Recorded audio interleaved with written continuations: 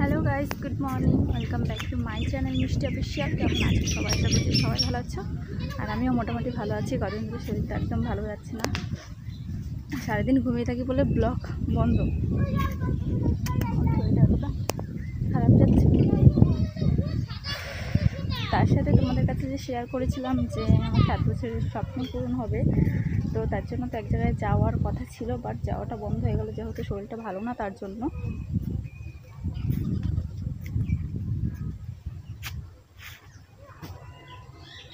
তো সেখানে তো যাওয়া তো বন্ধ হবে না, যাবো তো অবশ্যই, তো একটু লেট হবে।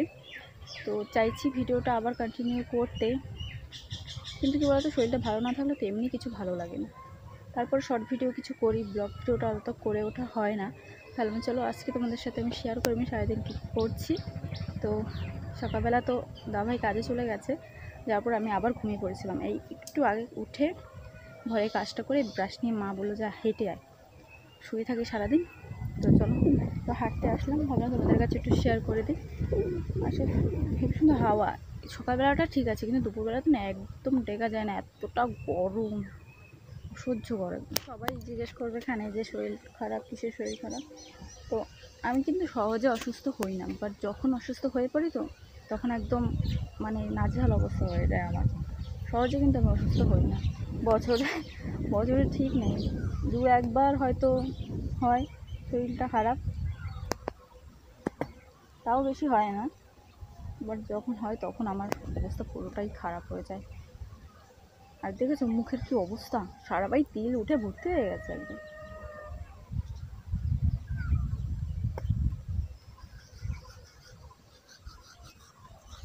আর আমার পিছনে দাদাভাইয়ের কত টাকা খরচ হয়ে যাচ্ছে, আর যাচ্ছে না ঠিক মতো, মানে আমাকে শরীর ভালো না বলে রেখে কাজেও যেতে পারছে না। তো আজকে গেল কাজে, কালকেই কতগুলো টাকা গেল। কারণ তুমি তো দেখেছো আমাদের যে চাপ কলটা রয়েছে সেটা পুরো একদম বসে বসে পাম্প করতে হয়, তো সেটা কালকে সব ঠিক করেছে, উঁচু করে নিয়েছে, তাতেও কতটা টাকা চলে গেল। আর যেখানে যাব বলেছিলাম সেখানে যাওয়ার ইচ্ছেটা প্রচণ্ড ছিল, বাট হয়ে উঠলো না। তো ভগবান যা করে ভালোর জন্যই করে, নিশ্চয়ই কিছু ভেবে করেছে। আজ হয়নি কাল হবে, সেরকম একটা ব্যাপার বলো তো। চলো দাঁতটা মেজে তার বাড়ি যাবো, কিছু খাবো, খিদে পেয়েছে। দাবাই আমার মুখ ব্রাশ করার আগে দাবাই বলেছে তুই জল দিয়ে মুখটা ধুয়ে আয়।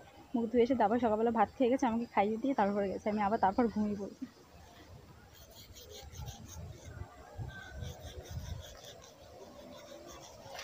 আর এখন করছি ব্রাশ। তখন আর ব্রাশ করিনি, দাবাই গেছে 6:30টার সময় কাজে, তো 6:10-20 ভাত খেয়েছে, তখন বলছে তুই জলদি এমনি মুখটা ধুয়ে ধুয়েছে তারপর ভাত খাওয়া দাওয়া। আমি ভাত খাইয়ে দিয়েছি, তারপরে দাবাই কাজে গিয়ে আমি আবার ঘুমিয়ে পড়েছিলাম তার জন্য। আর অনেক দিন ধরে রাস্তায় আসি না, অনেক দিন হয়ে গেছে। তো চলো এবার বাড়ি যাই কিছু খেয়ে নেবো মুখটা ধুয়ে। খাবো কী খাবো, চলো একটা ডিম সেদ্ধ করবো এখন।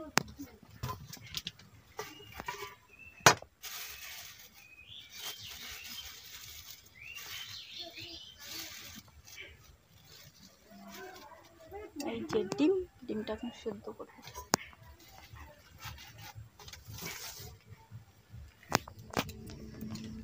দেখো সে কবে এনে রেখেছিলাম সেমাই, তার ভিতরে হয়ে গেছে, ওই আটার ভিতরে রেখেছিলাম বলে এই আটার পোকাগুলো সব এতে ধরেছে।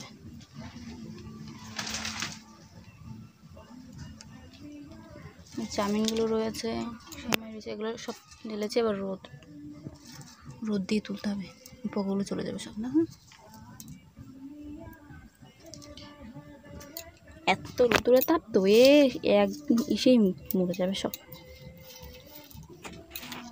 নিচ্ছি আমার সকালের খাবার, এগুলো খাবো, খিদে পেয়ে গেছে।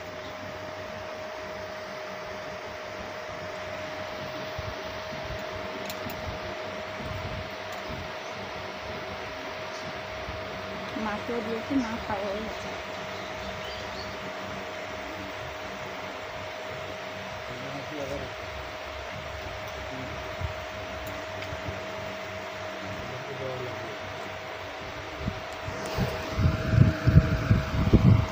হয়ে গেল, আর এখন করবো দুপুরে রান্না, কারণ এখন বাজে 9টা 14-15 হয়েছে হয়তো। তো এখনই রান্নাটা আমি করে নেবো, কারণ দুপুরবেলা প্রচণ্ড গরম থাকে, গরমের চাপে আমি রান্না করতে পারবো না, কষ্ট হয়ে প্রচণ্ড। তো কদিন ধরে খাচ্ছি শুধু শাক পাতা, যেটা ওটাই আমি দিয়ে ভাতটা খেতে পারছি, মাছ দিয়ে তো খেতেই পারছি না। তো দাবাই খালি শাক নিয়ে এসেছে এখান থেকে, এই কলমি শাক। তো এটা ভাজবো, দাবাই বলেছে কলমি শাক ভাজবে, উচ্ছে ভাজবে, আর পটল আর আলু দিয়ে চিংড়ি মাছ দিয়ে রান্না করবে। তো এই 3টে রেসিপি হবে আজকে। চলো আমি তাড়াতাড়ি সব কেটে নিই, তাড়াতাড়ি করে রান্নাটা করে নিই, কারণ সকালে আর ভাত নেই, মার খিদে পেয়ে যাবে। তো তার জন্য তাড়াতাড়ি করে রান্নাটা করে নেবো। তো চলো দেখি তাড়াতাড়ি করে সবজিগুলো কেটে নিই, কারণ আমার সবজি কাটতেই লাগে 1 ঘন্টা। শেষ 12:30, 12:30, 11:30 বাজতে যাচ্ছে। রান্না প্রায় না, এখনও তরকারিটা হচ্ছে, ভাত হচ্ছে। ভাবছি একটু প্যারা মাখা খাবো এখন, মানে লঙ্কা দিয়ে তো না, আমার বুক জ্বালা করবে লঙ্কা খেলে, গুঁড়ো লঙ্কা। তো নুন দিয়ে মাখিয়ে খাবো ভাবছি। আর দেখো অবস্থা, ঘেমে প্রচণ্ড গরম গাইস, প্রচণ্ড। বাইরে দেখবেন রোদ,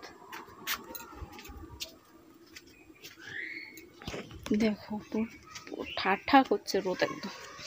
আমাদের সূর্যি মামা এমন তাপ দিচ্ছে, ভাগ্নিটা পুরো কালো হয়ে যাচ্ছে দেখো।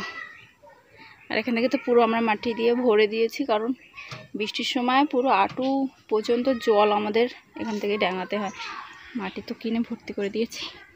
আর আমাদের সূর্য মামা, ওই যে সূর্য মামা একদম তেতে ভাগ্নিদের কালো করে দিচ্ছে। আর এদিকে ঘাম বেয়ে আমার মুখে পড়ছে। চলো দেখি রান্নাটা করি। মা বাড়িতে নেই, মা গেছে নিমন্ত্রণায়, আজকে আমি একা বাড়ি, একা একা রান্নবো, একা একা খাবো, একা একা ভালো লাগে, ভালো না লাগলেও একা একা থাকতে হবে।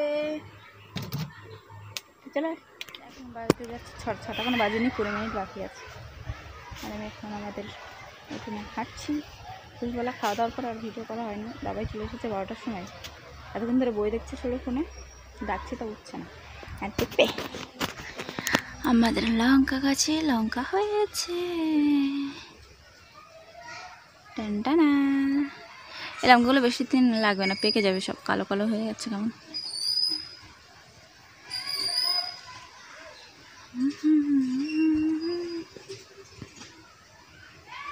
দেখাচ্ছ। আরও দাভাই আমার জন্য অ্যালোভেরা গাছ নিয়ে এসেছে, এই যে।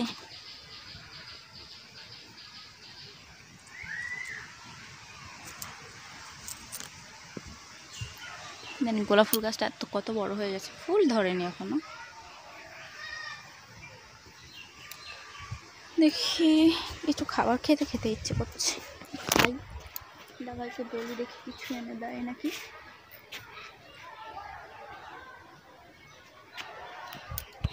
দুপুরবেলা যেরকম গরম, আর বিকেলবেলা ততটাই ঠান্ডা, সুন্দর সুন্দর হাওয়া আসছে।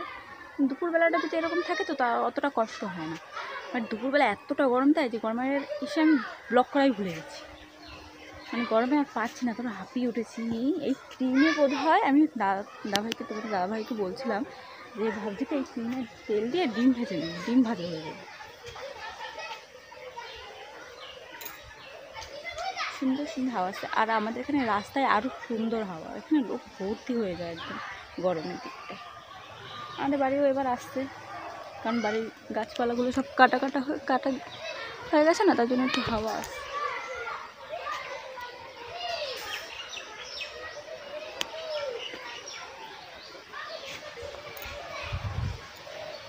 সুন্দর হাওয়া, ওই যে গাছপালা নড়ছিল কত সুন্দর,